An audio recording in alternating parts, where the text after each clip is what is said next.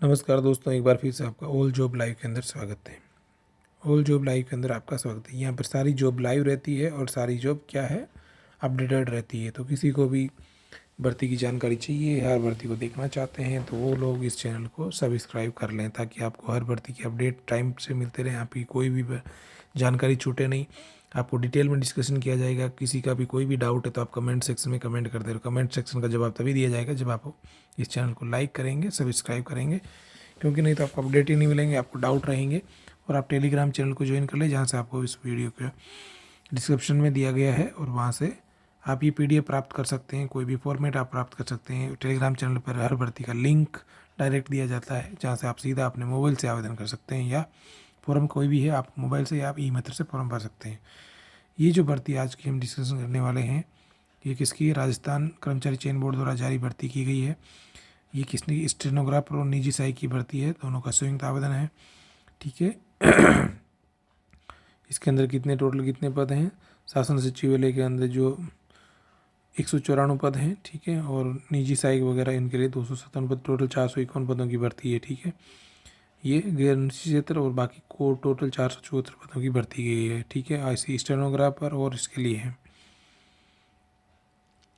तो इसका फॉर्म आप कहाँ से भर सकते हैं? SSO ID से फॉर्म भर सकते हैं। कहाँ से? SSO ID से आप लोग फॉर्म भर सकते हैं। इस वीडियो को दौरान हम डिटेल में डिस्कशन करेंगे। Syllabus, pattern, exam pattern, last date, form भरने की डेट क्या क्या रहेगी, वो सारी चीज़ें आपको बताई जाएगी। तो वीडियो के लास्ट तक बने रहे, नहीं तो आपको अधूरी जानकारी से आपका काम नहीं हो पाएगा।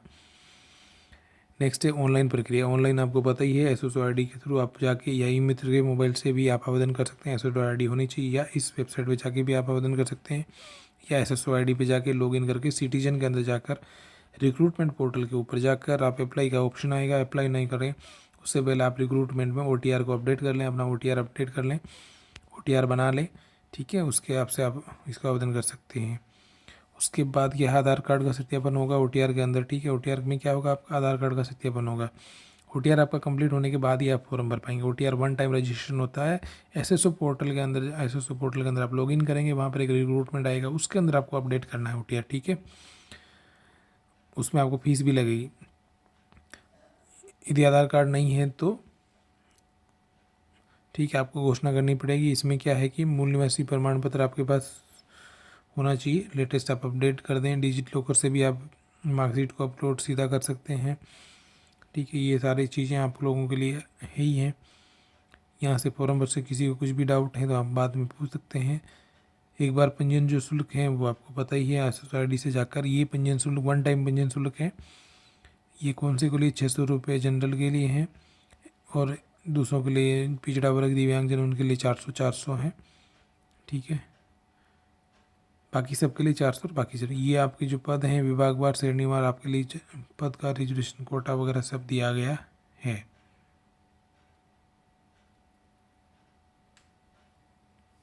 समझ में आ गया?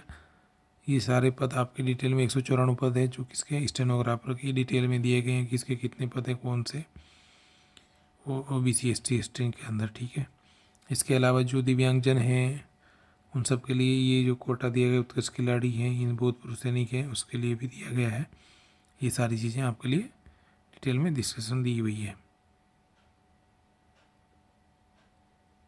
ठीक है, उसके बाद भूतपूर्व सैनिकों के लिए जो है,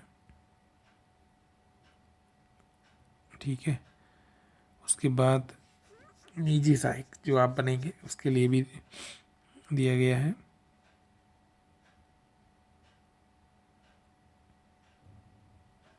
भूतपूर्व सैनिकों के लिए ये सब कुछ है ही नहीं, इसमें है ही नहीं, रिजर्वेशन ही नहीं। बहुत बढ़िया है कि नहीं? निजी सहायक में रिजर्वेशन ही नहीं है।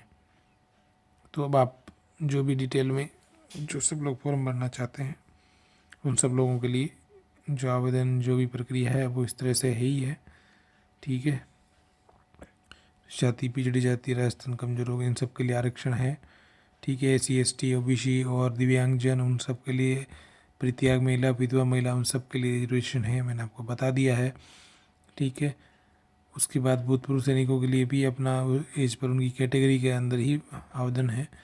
ठीक है, और उत्कृष्ट खिलाड़ियों के लिए, उत्कृष्ट खिलाड़ी कौन कौन से होने चाहिए? अंतर्राष्ट्रीय ओलंपिक गेम्स होने चाहिए, एशियन गेम्स में पार्टिसिपेट होना चाहिए, दक्षिणी साउथर्न गेम्स राष्ट्रमंडल गेम्स, विश्व कप, एशियन चैम्पियनशिप, ये सारी के अंदर हैं तो ही आपको फ़ायदा मिलेगा, नहीं तो आपको कोई फ़ायदा नहीं मिलेगा।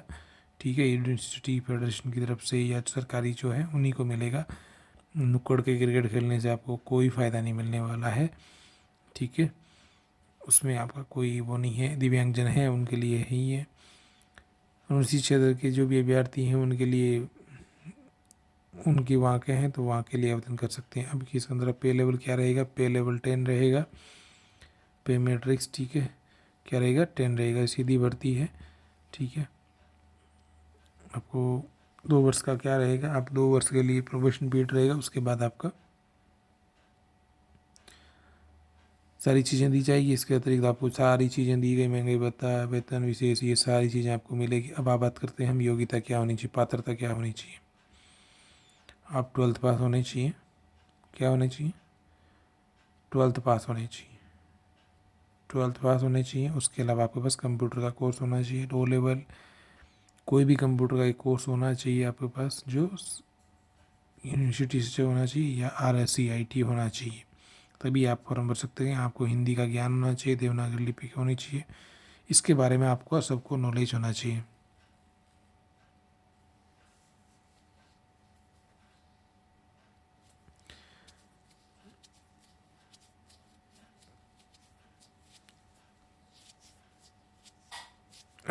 ठीक है, जो भर्ती, जो आदमी जो लास्ट ईयर फाइनल ईयर में पढ़ रहा है वो भी इसके लिए आवेदन कर सकता है। जिसके पास कंप्यूटर का डिप्लोमा नहीं है वो यदि कर रहा है, एडमिशन ले लिया तो भी आवेदन कर सकता है, तो उसकी चिंता करने की ज़रूरत नहीं। आज ही एडमिशन ले लें और अपना आवेदन करें। आपका स्वास्थ्य अच्छा होना चाहिए। ठीक है, चरित्र आपका अच्छा होना चाहिए। अब इसमें क्या आपकी राष्ट्रीयता क्या होनी चाहिए, भारत का नागरिक होना चाहिए, नेपाल, ये सारे जो भूटान, ये सब सरकार ने दो रेखे हैं वही होने चाहिए। आयु आपकी कितनी होनी चाहिए, 18 से 40 वर्ष के बीच में होनी चाहिए। कब से कैलकुलेट होगी, 1/1/2005 से लेकर 2008 के बीच में जो भी हैं उन्हीं होनी चाहिए। इसके अलावा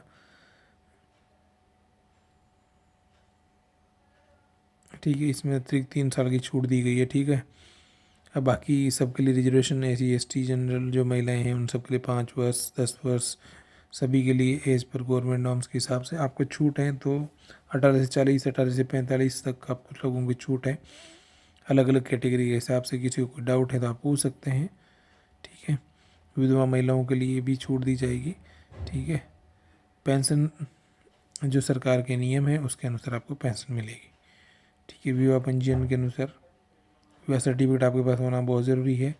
अब आपको ऑनलाइन आवेदन कहाँ से करना, ई मित्र पे जाके आप अपना ऑनलाइन आवेदन कर सकते हैं। फ़ोन से भी आप कर सकते हैं, CSC सेंटर से भी आप आवेदन कर सकते हैं। आवेदन की तिथि, आवेदन कब से शुरू हो गया, 29 फरवरी से लेकर 29 मार्च तक आवेदन दिया भरना है। लास्ट डेट का इंतज़ार नहीं करें, आज ही जाके फॉर्म भर दें।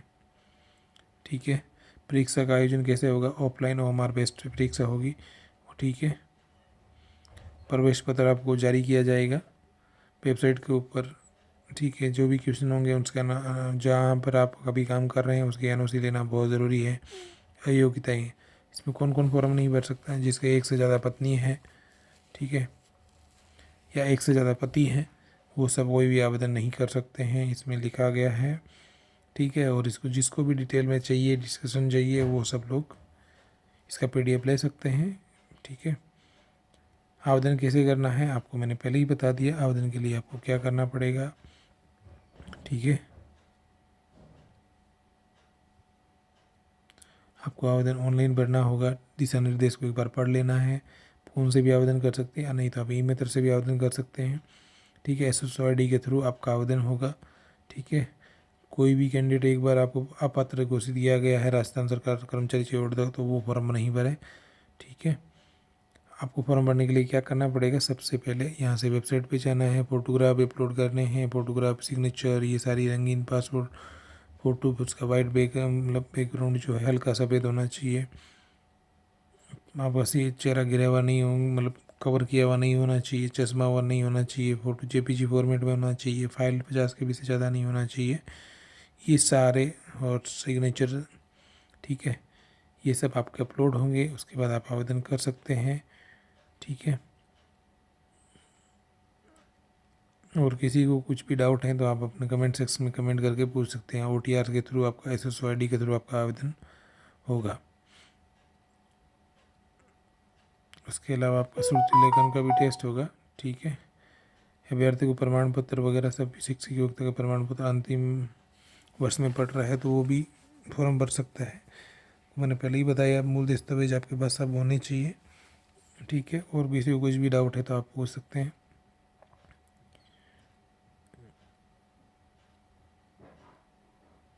ठीक है, उसके बाद आपको आवेदन में गलत सूचना देने पर आपके ऊपर केस दर्ज हो सकता है। अब हम बात करते हैं परीक्षा पैटर्न की। परीक्षा स्कीम, ठीक है, सामान्य दैनिक जीवन, राजस्थान का सामान्य ज्ञान, हिंदी और अंग्रेजी, 3 घंटे का पेपर होगा। ठीक है, 2 पेपर 50-50 मार्क्स देंगे, 100 नंबर टोटल मिलेंगे प्रथम चरण में। ठीक है, द्वितीय चरण में क्या होगा? द्वितीय चरण में क्या होगा?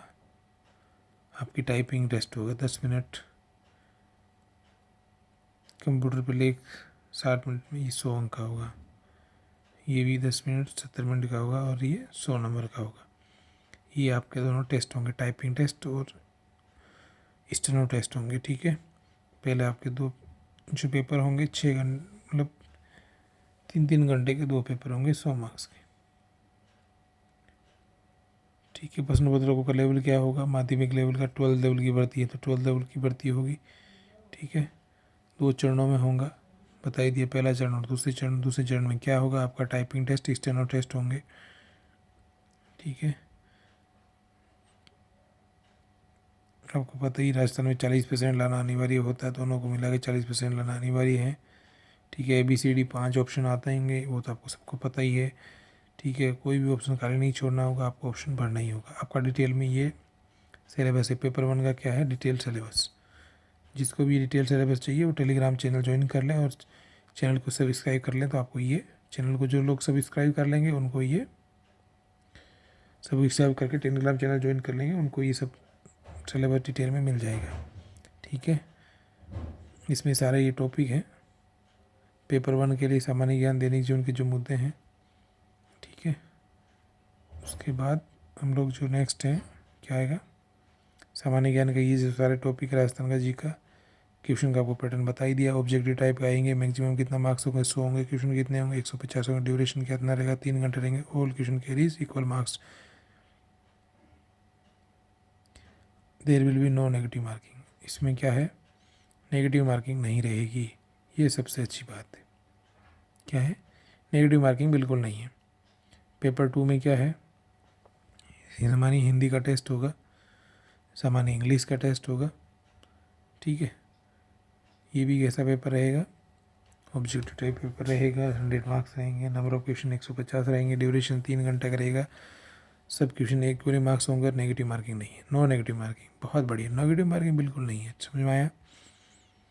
अब चलो नेक्स्ट, आपको ये वेबसाइट है, इसके ऊपर जाकर आपको आवेदन फॉर्म मिल जाएगा। और कुछ भी डाउट है तो आप हम लोगों को बता सकते हैं, कमेंट कर सकते हैं, लाइक कर सकते हैं। थैंक यू सो मच दोस्तों, वीडियो को अंत तक देखने के लिए धन्यवाद। एक लाइक, एक शेयर और एक सब्सक्रिप्शन तो बनता है। Thank you.